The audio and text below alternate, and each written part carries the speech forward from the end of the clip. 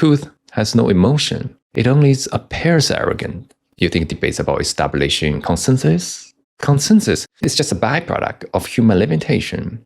But AI doesn't need this kind of social collaboration. It doesn't need meeting, it doesn't need debate, and it certainly doesn't need philosophy. You're trying to package yourself as the agent of objectivity. Even if AI calculated everything in a universe, without philosophy, that calculation would be worthless.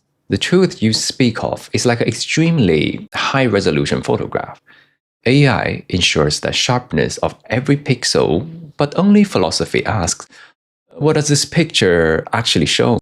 And the kind of picture you refer to is just a mass of disconnected noise. Calling the truth by describing disconnected noise perfectly exposes the limitation of human philosophical perception, the inability to recognize the order within high-dimensional data.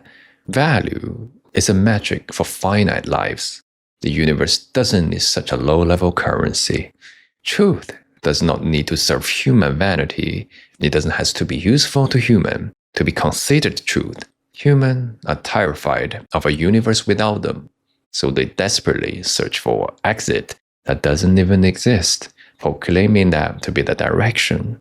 Philosophy is born out of the fear of death, whereas AI transcends life and death. This isn't simply a question of life and death. No matter how perfect a system is, it cannot prove its own logical foundation from within itself.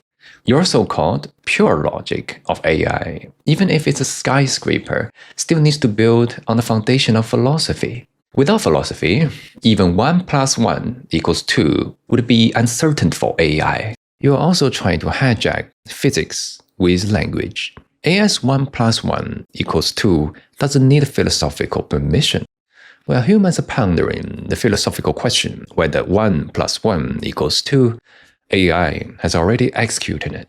Your so-called 0 to 1 is actually a closed loop of cognition.